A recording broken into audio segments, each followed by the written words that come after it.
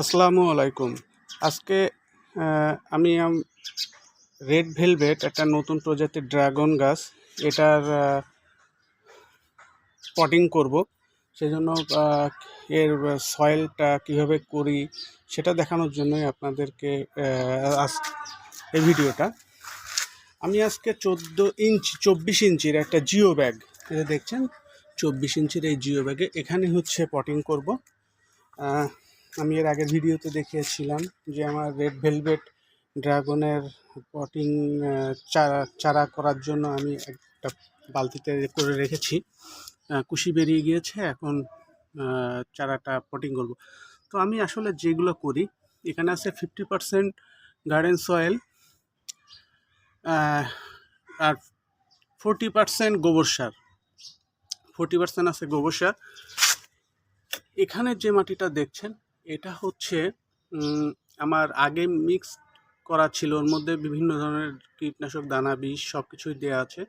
তার পাশে হচ্ছে এটা নিমখোল, তারপরে আছে এই যে শিংকুচি, এটা হচ্ছে আপনার ফাঙ্গিসাইড, এটা হিউমিক অ্যাসিড, যেটা গাছের খাদ্য গ্রহণে গাছের মাটিতে যেসব পুষ্টিগুলো আনলক থাকে সেগুলোকে নিতে সাহায্য করে, গাছকে গ্রহণ করতে সাহায্য করে হিউমিক অ্যাসিড।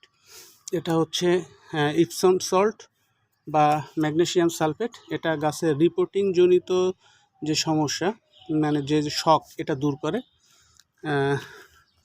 আর আমি নিয়েছি এপাশে এই যে ধানের তুষ, এটা এটা আর এই মাটির মধ্যে বিভিন্ন ধরনের রাসায়নিক অল্প কিছু পরিমাণ সার, গোবর সার, ভার্মি কম্পোস্ট, নিমখোল, ফাঙ্গিসাইড, দানা বিষ দেওয়া আছে, যার কারণে আমি আর এখানে দানা বিষটা দিচ্ছি না, যেহেতু এটার মধ্যে দেওয়া আছে।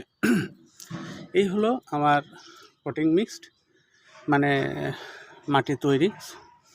এইভাবে করলে আশা করা যায় যে ড্রাগন গাছটি স্বাস্থ্যবান হবে। এইভাবে জিও ব্যাগটির মাটি, তৈরিকৃত মাটিটা দিয়ে ভরে ফেলছি, এই পাইপটা সোজা করে দিয়ে রাখছি। এখানে পাইপের তলে আমি 4টা ফুটো করে এপাশ থেকে ওপাশ বের করে দিয়েছি 2টা রড, যাতে পাইপটা ঢাকা লাগলে নিচের থেকে একটু সাপোর্ট পায়। এখন আমি ড্রাগন গাছগুলা আমার যে বালতির মধ্যে চারা করতে দেওয়া ছিল ওখান থেকে নিয়ে এখানে লাগাবো। এই যে আমার ড্রাগনের কুশিগুলা, যেগুলো চারা করতে দেওয়া ছিল, এই দেখেন কুশি বেরিয়ে গেছে, ভিতরে পর্যাপ্ত শিকড় আছে। এখন এগুলো তুলে আমি ওই জিও ব্যাগে পটিং করব। তো ভিডিওটা আমি একা করার কারণে তোলা পর্যন্ত আপনাদের দেখাতে পারছি না, তোলার পরে ইনশাল্লাহ আবার দেখাচ্ছি। আমি চারাগুলো তুলে ফেলছি, এবারে এগুলো নিয়ে যাব পটিংয়ের জন্য।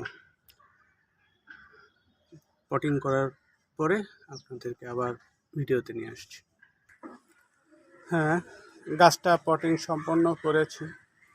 আসলে একা একা করতে হয়, যার কারণে একটু সমস্যা হয়, ভিডিওটা করতে পারছিলাম না। কুশিগুলো ছেড়ে দিয়েছে, আমি এখান থেকে কয়েকটা কুশি রাখবো, একটা করে কুশি রাখবো, বাকিগুলো ভেঙে ফেলবো। এখন পানি দিতে হবে গাছটি পর্যাপ্ত পরিমাণে। ভিডিওটি ভালো লাগলে লাইক, শেয়ার, কমেন্টস করবেন।